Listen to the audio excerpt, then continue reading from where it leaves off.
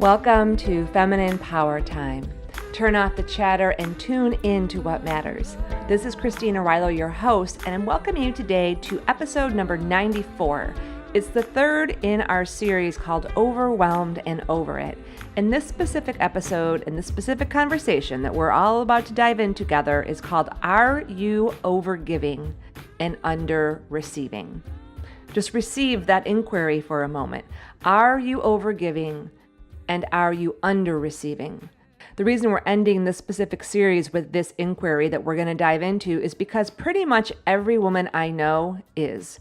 There are so many ways in which we overgive to our work, to the people that we love, to the people that we lead, to our causes, to the communities, because let's face it, you and I, and we have big hearts. We want the world to be a better place. We love the people that we love. We want to do a good job. We want people to succeed. We want to succeed. And so there's all this energy coming out of our hearts that's good and pure. But it's like we've become banks that only give withdrawals and don't take in any deposits. And so you just give and give and give of your energy, of your time, of your money, of your care, of your effort. And usually you're not getting enough back. You're not taking in enough deposits. So you don't have to be a banker, you don't have to be an MBA, you don't have to be an accountant to know if you give more withdrawals than you take in deposits, what will happen? Bankruptcy, which is why so many of us feel emotionally bankrupt, spiritually bankrupt, relationally bankrupt, financially bankrupt. I mean, there's 9 different kinds of burnout bankruptcy that happens where the physical bankrupt is the last place it shows up. And I've been studying this kind of like phenomenon for now over a decade. When I first got a whiff of it, of like, oh my God, why are we so programmed to just give it all away and to keep giving until we dropped? Where does that even come from? In our first 2 episodes in this series, the first one, I Quit, which we talked all about how you can actually just quit. You know, when you quit, sometimes the pressure gets so bad, you just have to quit. And how do you actually do that in a way that can be a catalyst? And last week we talked about what are like the underpinning systemic reasons why we can't get out of overwhelm and burnout and self-sacrifice. And today we're going to go deeper. Yes, even deeper. We're going to dive straight into your own heart, because that is where the answers to why truly we, at the root reason, we can't seem to shake the overwhelm or the burnout or the self-sacrifice is because of what goes on in our heart. And today, what I'd like to do with you all, I'm really excited. In just a week or so, I even ummed there because I'm kind of getting bashful right now.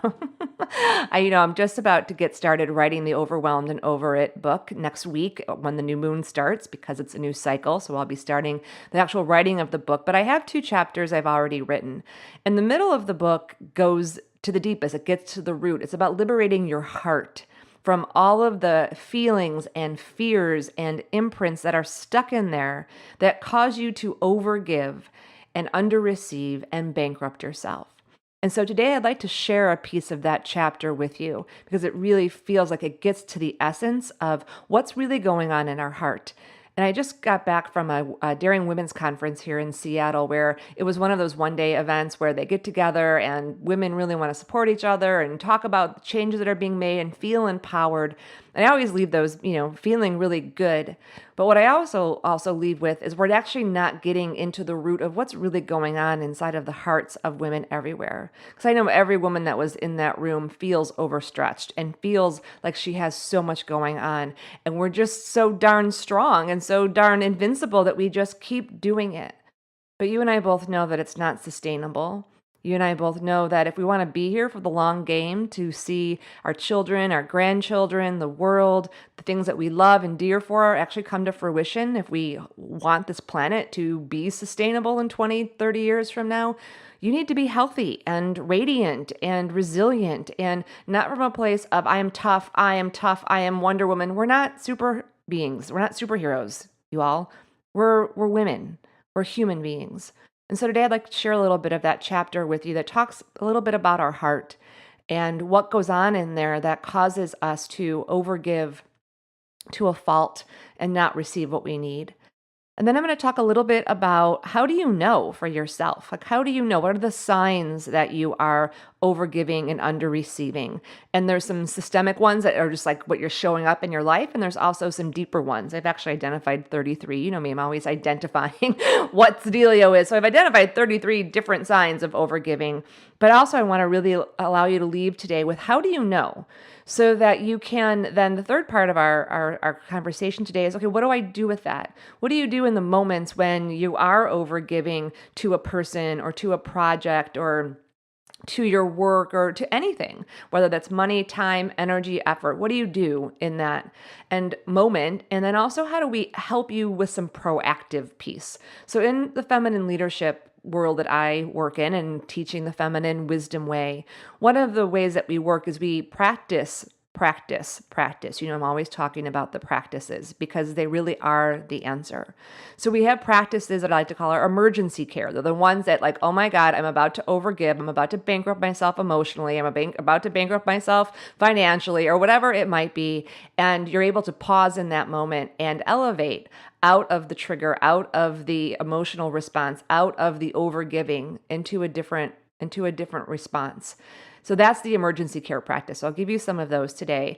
And then also we'll talk about the proactive ones that we put into place so that we don't get into those overwhelmed, overgiving, under receiving places so much. And so I'll share one of yours a little bit. You've heard me talk about it before. It's called the power pause. We'll talk more about it today. And we have one coming up.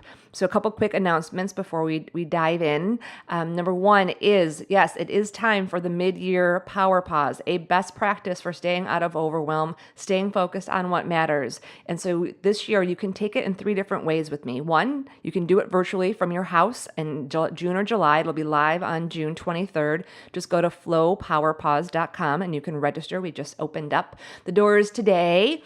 You can also come to the Feminine Wisdom Weekend in July with me at Kripalu on the East Coast. And that you can find out more at femininewisdomweekend.com. So come for 3 days and really have a deep pause to be able to really look at where you're going in this next phase of the year and get clarity and be in person.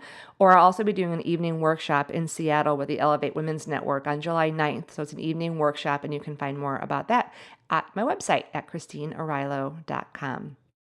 All right, so I have poured for me, for you, for all of us, my water today because it's the evening. So for those of you that have been tuning in on Thursday evenings kind of religiously or for consistently, I know my podcasts have been coming out a little bit later on Thursday evenings because I've been in a time of intense creation over here. And so I sit down with you now instead of in the mornings and the evenings. I just got back from my downshifting walk and I'm poured some water here in my Harmony mug. So a good friend of mine, Taria, got me this hand-painted mug that literally has the Harmony star on it and the Harmony petals. And so I'm sipping some Harmony for all of us. So give me a moment.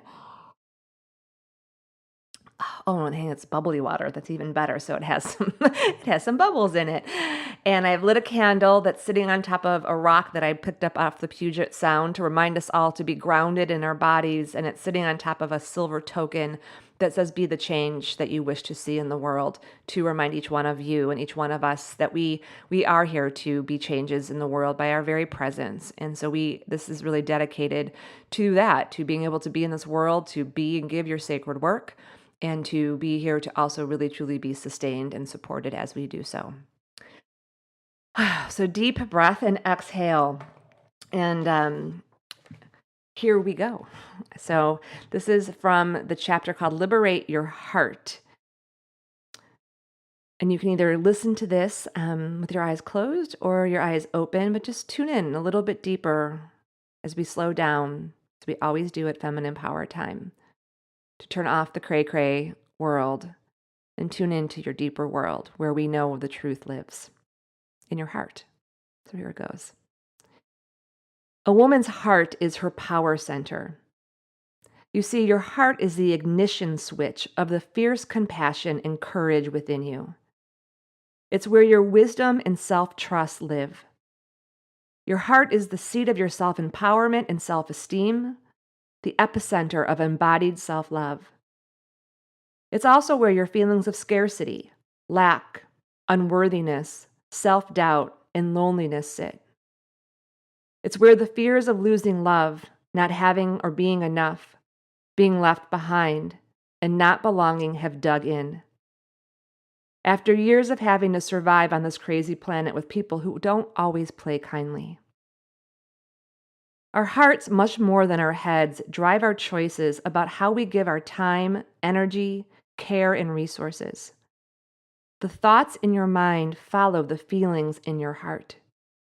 You can study all the brain science and mental mindfulness techniques you want, but if you do not understand how your heart functions emotionally and spiritually, you cannot embody your full spectrum of power or wisdom. And how you show up in situations and relationships will come from your weakness, wounds, and fears, much more than from your innate strength and intuitive wisdom. And as a result, you will overgive to others and to your work, underreceive what you need, and continue to burn yourself and others out, sacrificing what really matters to you.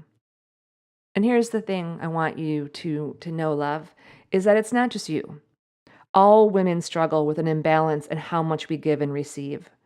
We just don't link what's happening in our hearts to the busyness, the burnout, and the pressure that we experience in our daily lives. It's not like we receive some education and training on how to work in the realms of our hearts. Well, I mean, that's why we're here, right? Feminine Power Time. It's what I'm about. On the contrary, what's happened is the current overculture is way more likely to condition us to mistrust and avoid the internal power center. We learned science, but where were the classes on working with our feminine intuition? And honestly, most of us would rather not have to feel what's really going on inside anyway. And here's the wisdom bite. Tune in. The reasons we sacrifice and sabotage ourselves are rooted deep in our hearts, where the emotions and fears we'd rather not feel live.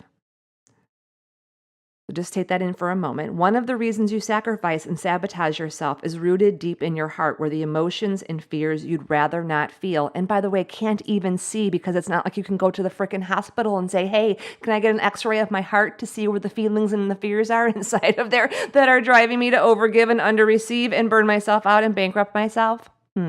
Right? So one of the reasons, that's actually not written in there, but I just had to say that. One of the big reasons that we are still stuck in these unsustainable realities after years of trying to change is this. We are fine with talking about the overwhelm and the burnout and the pressure. We'll dip our toe into a conversation about work-life balance or listen to some mindfulness guru dole out meditation practices or tips for getting off our technology devices.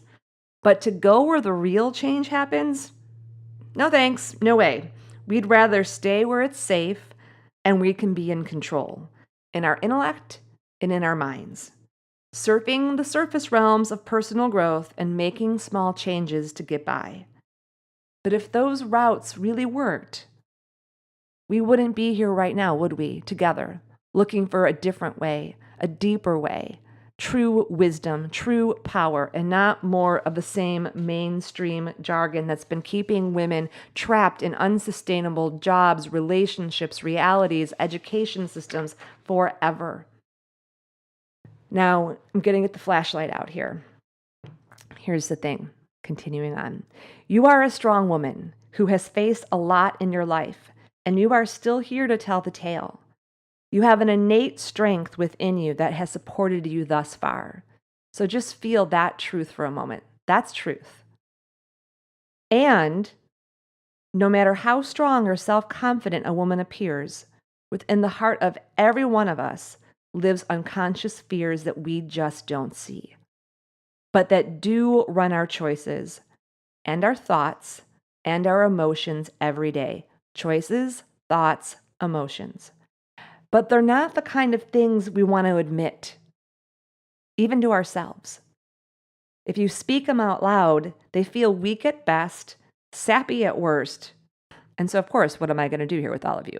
What we're going to do, we're going to speak them out loud.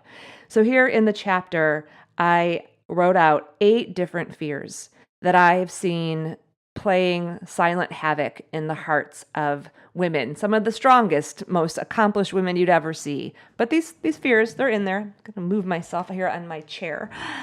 And I'm going to read each one and share each one and just check in with your own heart. Is that in there? I don't know. Maybe it is. Maybe it isn't. But we're just going to shine the light here to see which one of these might be connected to how you overgive or why you overgive or why you feel overwhelmed. See if any of these ring true. The fear it will all fall apart. If I don't hold it together, all together, everything will fall apart. The fear that it will fall apart. 2, the fear I won't be needed. If I say no, people will stop needing me. And if I'm not needed, I'm not valuable. Fear I won't be needed. 3, the fear I won't have what I need. If I stop working so hard, I won't have what I need to survive. The fear I won't have what I need. 4, the fear of being seen as a fraud or an imposter. If I don't work harder than everyone else or give it everything I have, they'll see that I don't really know what I'm doing. The fear of being seen as a fraud or an imposter. Number 5, the fear of missing out, otherwise known as FOMO. You might have heard of it. You might even have it. If I don't do or go to X, then I won't belong, be included, reach my goals, so I have to X. And just put in there, if I don't do this, or I don't go to that event, or I don't do this thing, then I won't belong, I won't be included, I won't reach my goal, so I'll have to settle, I'll have to sacrifice, I'll have to do it all on my own. Number 7, the fear I'll stop being loved. This is for real, this one. This isn't a lot of us. If I stop giving so much to my family, to my work, to my clients, to my friends, I will lose their love. The fear I will stop being loved. And a last one that was inspired, I'll give you this 8th one. I was inspired by a talk I had today with a dear sister and a woman that I've mentored in different ways on and off for the past couple years. And she is definitely a visionary, here to do things differently, and has such big ideas. And like many visionaries and people who have big missions and have ideas, can get trapped in just feeling frustrated that she can't get what she sees and feels inside onto the physical planet. And so that drives a lot of entrepreneurs, it drives a lot of visionaries, it drives a lot of people who have a passion about what their work is to overgive and bankrupt themselves on lots of different levels. And it's because of the fear it won't happen. The fear it won't happen. That also shows up in relationship, the fear it won't happen. Where you're afraid that if I don't keep giving, if I don't keep showing up, it just won't happen. The world won't be saved. The whales will all die. The whatever it might be, the fear that it won't actually happen in my lifetime. So just noticing which of those, the fear it will fall apart, the fear I won't be needed, the fear I won't have what I need, the fear of being seen as a fraud or an imposter, the fear of missing out, the fear I'll stop being loved, or the fear it won't happen might show up for you. I know for myself, a big one has been in the past, the fear it will all fall apart. If I don't hold it all together, everything will fall apart. So I felt and I lived my life like Atlas, like Atlas with like holding up the earth, or like a crazy plate spinner, just keeping all those plates going. And this especially became true for me as I was an entrepreneur, but it was true my whole career. It was true when I was a consultant, and it was true. It was just always true. And the underlying fear, the reason under this, and then we're just gonna go in deep here, is because I had a fundamental, not misbelief, because it goes way deeper than just the beliefs we have in our minds, a deeper imprint inside of me that I wasn't held. That I wasn't held and supported by the circle, by the people around me. That I wasn't held and supported by the universe, by the divine, by spirit, by God, whatever you want to call that bigger presence and force. That I wasn't held. And if I wasn't held, that means everything else wasn't held either. So I had to make sure it all didn't all fall apart. Because if it all fell apart, then underneath that was the fear of I won't have what I need. And if I don't have what I need, then I won't survive. And so much for me of my striving and my driving came from a deep place inside of my heart, inside of my body that was an imprint that you could look back over my life, over my childhood, over, just who I am as a being and say, oh, I could see how that would happen for Christine. Well, the interesting thing about this not being held thing is it's actually true for all of us. I have yet to meet a woman who feels so supported and so held. And like she just has so much support around her that she can just float in the water and allow everything to come to her. Now, there are some people that live like that, that get really close to that. And this doesn't necessarily have anything to do about money. Although people think if I just had money, I'd feel that way. There's a lot of people who have a lot of money and don't feel emotionally supported, don't feel seen, don't feel heard, don't feel valued by their families. Some of them are just so asleep that they don't even know it until they have a big wake-up call. Some of it know it really well, but they cope in lots of other different ways. So let's just be clear that being held, although the financial aspect is part of it, isn't all of it. This is like a deeper piece that is really a spiritual thing. Because when you and I came into our bodies, whenever that was, you parachuted in here, you and the universe, spirit, divine, presence, simpatico, one-on-one, like totally connected. And then as we embody as beings, we have an experience that we are disconnected. It's actually not true. We're not disconnected, but we do become separate and connected at the same time. The best metaphor I can give you, it's like being a drop in the ocean. So the ocean is the oneness. It's the universe. It's where, if you believe in reincarnation or even if you believe in heaven, whatever you believe in, we go back into the one. We go back into the oneness that is, whatever your cosmology is. And so we're all connected. We're all this one big ocean. But at the same time, we're also a drop. And so when that happens and then we live in this crazy world and we all have our experiences. We have these deep experiences of not being held in sisterhood, not being held in family, not being held in our vulnerability, not being held where something, where the net really did come out or the floor did really drop or the other shoe did really drop. And then one day we wake up and we realize, oh my God, like I have constructed this whole reality in my life that is all about being in control and making sure I never feel that way again and coping. And that's where all the overs come from. The overgiving, the overcompensating, the overcaring, the over-empathizing, the over-responsibility. There's 13 different overs that I've identified in the last decade that I've seen in women around the world. And they're all coping mechanisms for the deeper feelings and fears inside your own heart that you can't be with, that you don't want to be with. And I'm not suggesting that you and I have some big slumber party and we, well, I kind of am, a big slumber party for like days and days and days. And we just lament of these fears. But I am suggesting that in some ways we do have a slumber party, and at least we start here with the conversation, to not be afraid of them and to stop masking over with this tough talk and this business that we have to be tough. I don't need to be tough. You don't need to be tough. We need to be fierce. Don't F with me, fierce.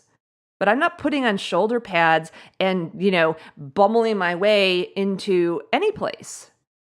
But I'll show up in a fierceness with my sword and be like, don't F with me, and you'll know it. But that fierceness comes because you're willing to go into those softer places, those vulnerable places, what we call at the Path of Self-Love School, your tender spots. And so today I'm just asking you, and actually the question, and I put it here in the book, it says, my question to you now is, are you willing to talk about and touch the feely stuff? I'll go on to read a little bit more of this. Now, don't freak out on me and close the book or turn off the podcast. Please don't. I'm not suggesting that tomorrow you walk into work and announce to your team, hey, I can't work late tonight. You see, I've been overgiving at work because I'm scared that you all won't love me. Or, how we've all been working 60 hours a week for the past 6 months? Well, that's because you're all compensating for my need to prove myself to my boss or to the board or to the executives. Or, how that over-controlling thing I do drives you nuts? Well, that's really rooted to this deeper fear that if I slow down, everything will fall apart. That's why I keep us moving and working in a perpetual state of reactivity and busyness.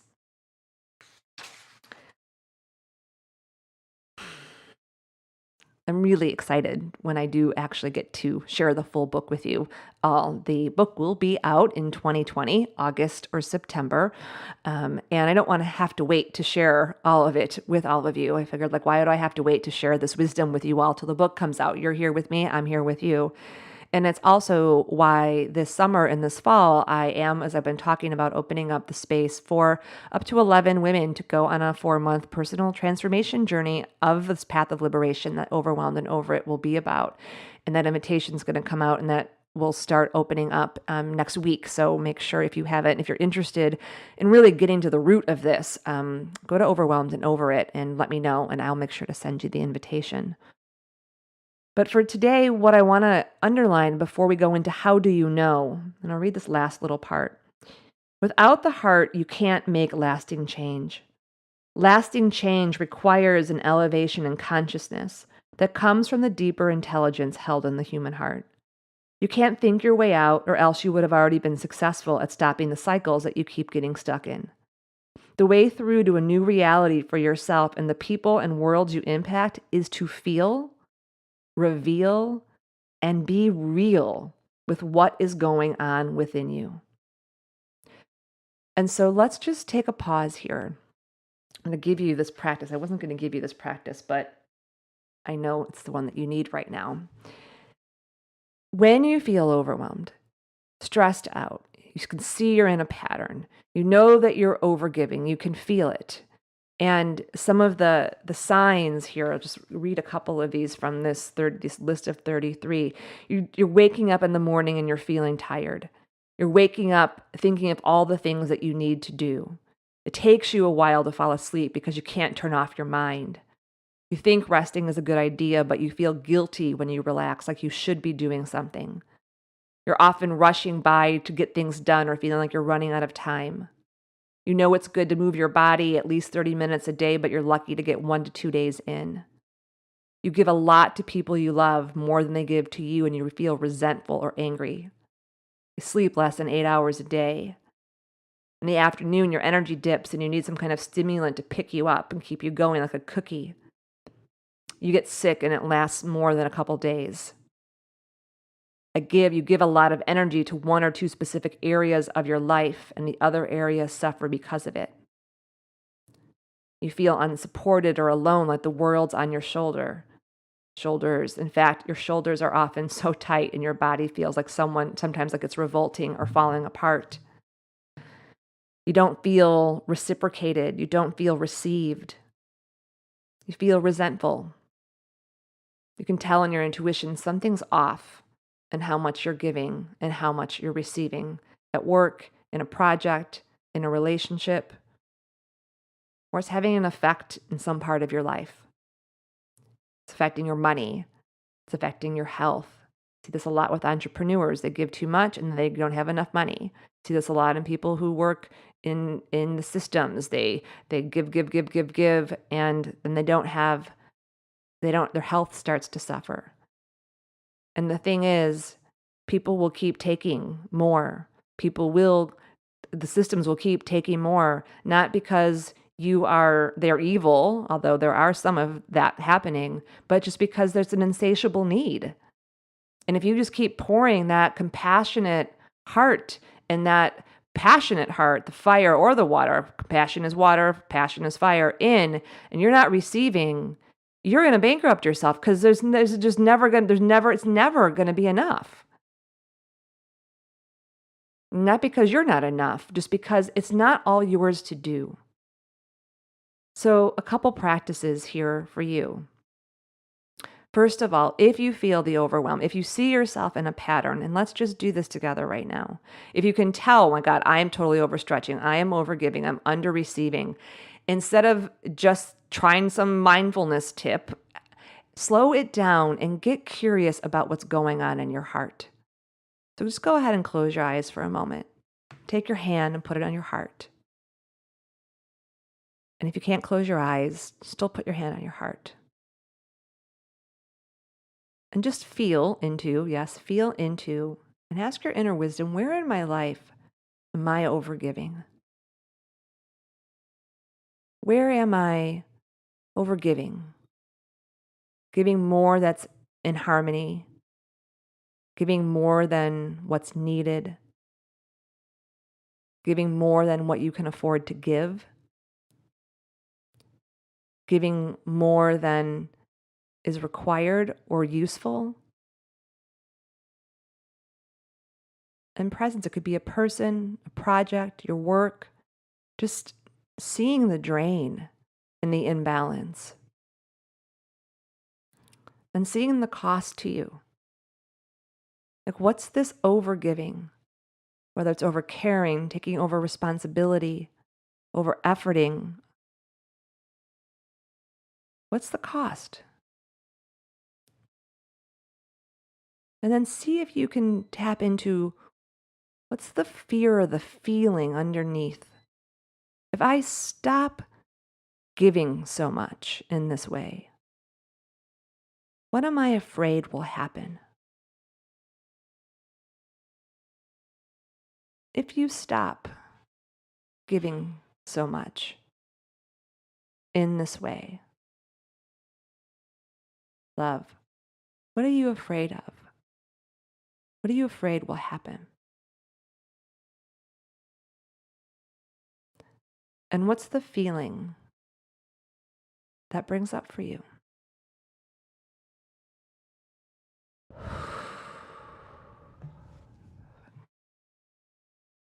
Go ahead and take an exhale. And just imagine exhaling that right out of your heart, right out of your body as a release valve. This is one of the practices that we do, one of the grace under pressure practices we do to release the stress on our heart. There's a reason 1 in 3 women are dying of heart disease, and that number used to be 1 in 4. It's not just physical. The yogis teach the physical is the last place the burnout and the stress shows up. It's the 9th kind of burnout. It's the emotional stress. It's the feelings, it's the fear, it's the psychic stress, the spiritual stress, the relational stress. So just let yourself be real here with yourself. Remember, feel, reveal, and be real. And the first part of any change and any transformation is self-awareness. The reason I chose to write the Overwhelmed and Over It book is because, well, A, there actually is a path out of overwhelm, but it's on the inside out. It's not anything that can be solved with a tip here and a retreat there. It really is shifting how we operate from the inside out so that we can see the systems that are totally built for burnout and then use the practices the yogis and the sages have left for us to build an inner resilience and core grounded in our own true value from within. That's when we have the power, the real power and wisdom to affect systemic change. But we can't do that if we aren't aligned on the inside, if we don't understand how our hearts work. And so this is just one little opening into that. But I knew when I wrote Overwhelmed and Over It, and as I'm writing it, and as the 11 women, whoever you are out there, will join me this June, July, August, September, and October to be part of a group that's actually going through the transformation while I'm writing the book. We're gonna experience so much because we have this awareness, and it's what I'm inviting you into as well. Whether you're one of the 11 women that will join me this summer, or you're just here with me for Feminine Power Time, or you come to the Feminine Wisdom Weekend at Kripalu, or you could do the Flow Retreat. I mean, there's so many different ways to open up. But for today, my invitation is for you to go into your life and really notice where you're overgiving. And you'll feel it in your body. Your intuition will tell you, hey, something feels off. If you start to feel resentful, that's another key. If you start to feel not received or not reciprocated, that's another sign. Or there's other parts of your life that are being affected. Or you keep saying things like, well, when we're done with this, when we're done with this. I have so many women that have come to work with me and mentor with me that they're like, oh, well, this is just a time, I'm just working this hard because we're down a person.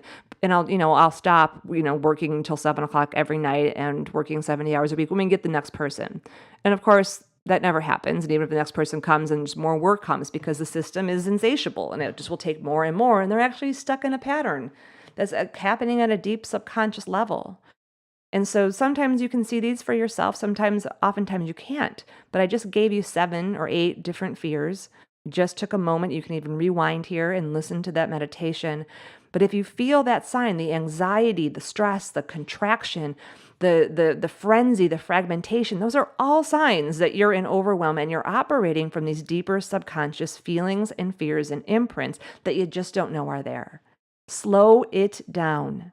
Put your hand on your heart, hand on your belly, lay down on the ground if you can, or just take a couple deep yogi breaths and be like, okay, what am I feeling? Reveal the fear. What's going on in there? And then be real. Why are you overgiving in this way? And then the second part of the practice, I'm going to give you this kind of as a wise woman tool to put in your tool belt as we get ready to complete here for the day, is then ask yourself, what would enough look like? What would enough look like? Or what is in harmony for me to give? What would enough look like? What is in harmony for me to give? Or the third question you can ask is, what's my part? These are all very simple elevation practices you do in the moment. Once you've calmed your nervous system down and you've identified your feeling and what's going on, it's like hitting the elevate button. Hit the elevate button, you say, okay, what would enough look like? What would be in harmony for me to give? Or what's my part? And there's others, but those will get you started. And imagine you hit the elevate button. I'm elevating out of the swirl right now. Woo, I'm elevating out of the overgiving. Alert, alert, alert. I'm about to bankrupt myself. Not going to do it. And try those and see how those work for you and see what the awareness is. And then on the proactive part, one of the practices that we do to make sure we're not overgiving and under receiving is the power pause. For those of you that are new to the power pause, it is a personal offsite, like a personal leadership offsite for your life, where you take a pause and you reflect on where you've been. You get realigned and reharmonized to where you desire to focus your energy, where are all the possible things you could do, and you get clear on what to grow and what to maintain and what to let go, so that you don't try to do too much, and you can really see where you might be overgiving and things are out of whack, and then you refocus for the quarter ahead, which would be the business term quarter. It's really based on the seasons of the solstices and the equinoxes, but it kind of aligns with the quarterly system as well. And if you do that every quarter, you will be way less likely to overgive and underreceive, because you'll see the patterns before they become chronic, before they show up in your bank account, in your relationship, in your body. That's why we practice the power pause. It's one of the reasons we practice the power pause. It's also the best tool I know for focusing the feminine way and also inviting in that divine presence to co-create with you. If you want to feel held and supported, part of it is inviting in the divine. Part of it is inviting people in to support you. And we are such challenged receivers. But that is another topic for another day. So there's lots to say here in the book and lots to say. That's why we keep coming back. But the short snippet is we have been bred to be strong achievers and selfless caregivers, and really do not have a clue about how to be strong receivers. And that's part of my job, and part of what I get to do, part of my part with all of you, because I've had to learn it myself, and now I do my best to live it. And the reason I practice, including the power pauses right along with you all, is because to stay strong at it, I know it's in the practice. So I invite you to practice the slowing down, tune into your heart, feel, reveal, and be real. try those Elevate inquiries, and then join us for the Flow Power practice. You can do it right from home. So just go to flowpowerpause.com. You can register. I'll tape it so you can do it anytime in June and July. If you can come to the East Coast in the United States for the Kripalu Annual Feminine Wisdom Weekend, especially if you're in any kind of transition, come to that. That'll be July, I think, 19th through the 21st. And you can find out more about that at Feminine Wisdom Way or Feminine Wisdom Weekend. We will be opening up, and it actually is already open, the Feminine Wisdom Way for the second half of the year for any of you that would love to learn how to really operate in the flow. But right now, I'm also really looking for these 11 women. So if you are a woman who is really ready to take a stand for liberation out of the overwhelm, come find me, join me, go to overwhelmedandoverit.com. I'm talking to women all this month and in June, and we officially start at the end of June, early July as we go into solstice. And if you're one of those women who wants to take that liberation step for herself and be part of really also being able to be part of what goes into this book that will be created for women everywhere, we'd love to have you. And to all of you, thank you so much for being here every week with me for Feminine Power Time. You just make my heart happy every time I get to sit down with you, and I just imagine that we're sitting down having tea. I have my Harmony mug, you have whatever you're drinking out of, and then we're going to go off for the week and do our best to be our strong, radiant, resilient selves. We'll wobble, but we're here for each other. And thank you so much for coming back time and time and time again. And I look forward to seeing you next week. Much love.